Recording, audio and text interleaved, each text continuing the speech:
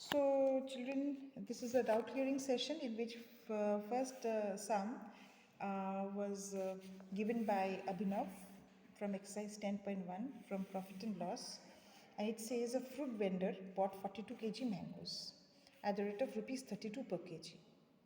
That means एक फल बेचने वाला उसने कितने मैंगोज खरीदे? टोटल 42 kg मैंगोज खरीदे। रेट क्या था? 1 kg का 32 रुपीज़। तो 42 kg का कितना होना चाहिए?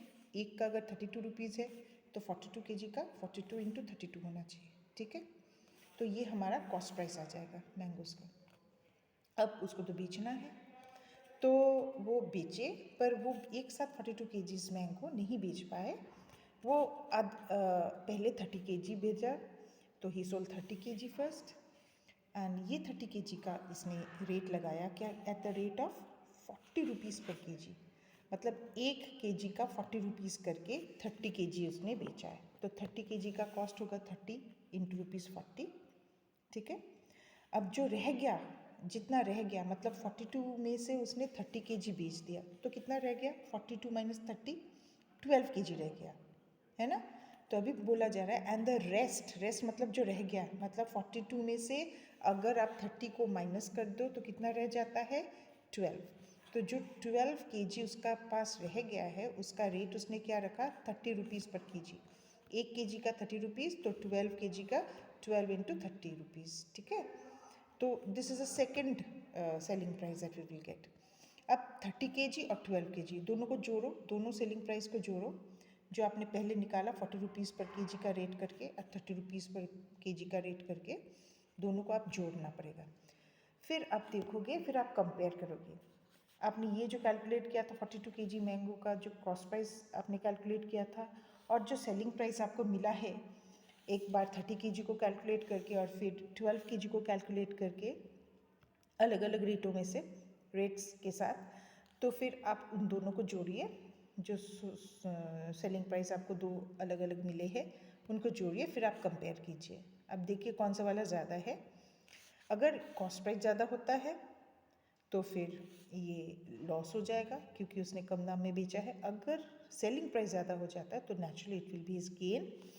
एंड कितना गेन होता है वो आप SP से अगर आप CP माइनस करोगे तो फिर आपको पास आ जाएगा। ठीक है, so let's get started with the sum. ये रहा सम 10.1 क्वेश्चन नंबर 6। हम पहले क्या लिखेंगे? Cost price of 1 kg mango is ₹32। पहले हम कॉस्ट प्राइस निकाल रहे, तो cost price of 42 kg mangoes will be ₹32 into 42। तो वो कितना होता है? आप मल्टीप्लाई करके देखो, it will be cost price of mangoes in will be total 42 kg mangoes will be, ये करके आपका ₹1344 हो रहा है। तो ये आपका CP है, ये याद रखना पड़ेगा। अब हम सेलिंग प्राइस निकालेंगे। हम फ्रूट सेलर जो है, the fruit seller sold the mangoes in 2 parts, 2 parts में बेचा है। एक बार उसने 30 kg बेचा है और फिर उसने जो रह गया वो बेचा है। रह कितना गया है? 42 kg में से 30 अगर आप बेच देते हो तो कितना रह जाता है? 12 kg। तो पहले उसने 30 kg बेचा, फिर उसने 12 kg बेचा। इसका मतलब टोटल के टोटल उसने 42 kg बेच दिया, जब वो 2 पार्ट में 30 और 12 kg के पार्ट में उसने 2 अलग अलग भागों में उसने बेचा।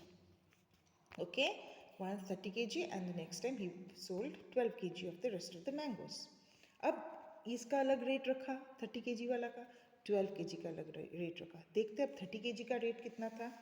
30 kg वाले में उसने selling price of 1 kg mango उसने रखा 40 रुपीज़। तो 30 kg का होगा 30 इंटू 40, यानी कि ₹1200 रहेगा। ठीक है, अब सेकेंड वाला सेलिंग प्राइस देखते हैं किसका? 12 kg का। 30 kg का हो गया 1200, 12 kg का कितना होता है? उसका रेट रखा कि 1 kg mango will be sold at the rate of 30 rupees according to your question. ठीक है, तो 1 kg का अगर 30 में बेचता है तो जो रह गया यानी कि 12 kg का वो बेचेगा 30 इंटू 12, यानी कि ₹360 पे। ठीक है, अब टोटल सेलिंग प्राइस कितना हो रहा है? जो वो 30 kg का और 12 kg का दोनों का जोड़ना पड़ेगा, isn't it? तो total SP of 30 kg plus 12 kg mangoes, यानी कि टोटल मिलके 42 kg mangoes is equal to 1200, जो कि 30 kg का था, एंड 360 रुपीज़ जो कि 12 kg का था। दोनों को आप जोड़ोगे तो यू विल गेट 1560 रुपीज़। अब आप कंपेयर कीजिए, 1560 ज़्यादा है कि ये कॉस्ट प्राइस जो है 1344 ज़्यादा है। ये देखो मैंने दोनों ही लिख दिया आपके लिए। Cost price of mangoes was 1344 rupees and selling price was 1560 rupees. तो सेलिंग प्राइस ज़्यादा हो रहा है, तो सेलिंग प्राइस ज़्यादा होने से गेन है, इजंट इट? अब कितना गेन है वो हम जानेंगे माइनस करके सेलिंग प्राइस से कॉस्ट प्राइस का। तो सेलिंग प्राइस 1560 है, उससे आप माइनस करो 1344 का। When you do the minus you will get ये आपका 216 आ रहा है माइनस करने के बाद। Okay, so now you will write your answer कि his gain was rupees 216. Now I hope Abhinav you're clear with this concept of how to solve the sum, isn't it so? Okay, let's go to the next question. Okay, his next question was from exercise 10.2 जिसमें था question number 3. ये था कि Ronnie bought an Almira for rupees 600-250 and spent rupees 375 on its repairs.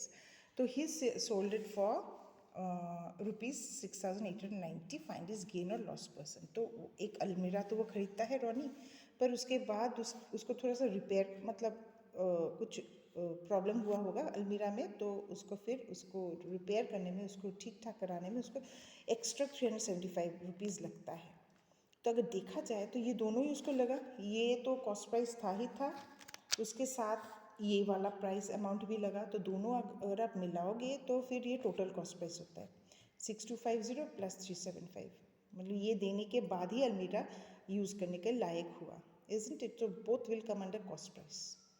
ठीक है, ये overhead price, overhead cost हम कहते हैं, जो कि खरीदने के बाद भी एक्स्ट्रा कॉस्ट हमें लगता है, वो ओवरहेड कॉस्ट बोलते हैं. तो total cost price, original cost price and overhead expenses मिला के हमारा कॉस्ट प्राइस होता है, टोटल कॉस्ट प्राइस. ठीक है, तो ये हो गया कॉस्ट प्राइस. आपको आसानी से मिल जाएगा अगर आप दोनों को ऐड करोगे तो. अब उसको उसने बेचा भी है, तो ही कितने से बेचा? ही सोल्ड इट फॉर रुपीज़ 6890. अब कॉस्ट प्राइस आपको मिल जाएगी ये दोनों को जोड़ के, एंड सेलिंग प्राइस ऑलरेडी है. अब आप दोनों को कंपेयर करो और देखो कि ये आपका गेन हुआ है कि लॉस हुआ है, और जो भी हुआ है गेन या लॉस उसका फिर परसेंटेज निकालो. ठीक है, so let's go ahead with the some.